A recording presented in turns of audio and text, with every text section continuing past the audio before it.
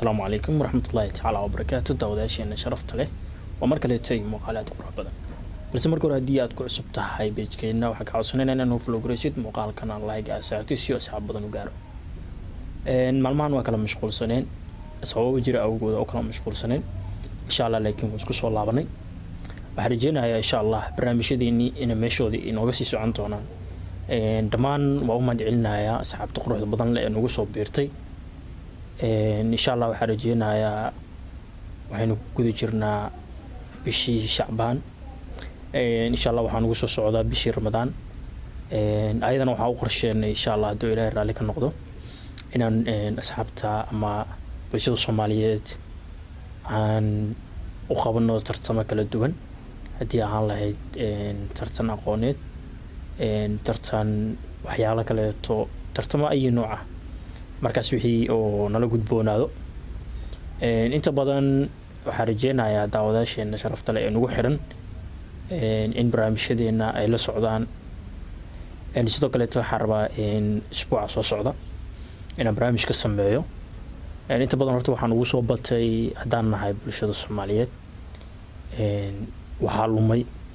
jiritaankeenii sababta u lumana waxay tahay wax kala maahan afkeenii hooyo afadii ahaan lahayd hadii dhaqan ahaan lahayd waxaa arkaysaa inta badan bulshada Soomaaliyeed inay aad u jecel yihiin luqadaha qalaad ama luqadaha shisheeye insha Allah mawduucaas barnaamij ka sameyn doonaa haddana waxaa inoo socday group oo aan ugu talagalnay in aan doodano caynkaas oo kale ku qabano aad u maasan yihiin asxaabta halka ku jirta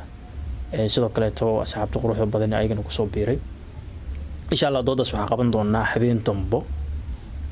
dambo isniin ah taariikhduna ay ku beegan tahay 7 bisha 3 2022 insha Allah waxaan rajeynayaa barnaamijkaas inuu noqdo barnaamij aad u qurux badan dooda aan mawduuca aan u soo xulayna waxa ay tahay hadaynu nahay bulshada Soomaaliyeed sidaynu ku horumarin karnaa afkeena hooyo waxaan rajeynayaa mawduucaas inaad ila qaadateen oo aad maxaan ku raadaa ila fahanteen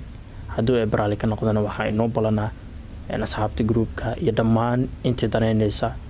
aan u sameynay barnaamijyo dood wadaaga inta badan oo aragnaa barnaamijyo dood wadaaga laakiin waxaan rajeynayaa kan inuu noqon doono kuwa ka duwan oo aan ugu doodi doono sidee ku horumarsanaa afkeena hooyo iyo waliba dhaqankeena suuban ee saadirin ugu maneystay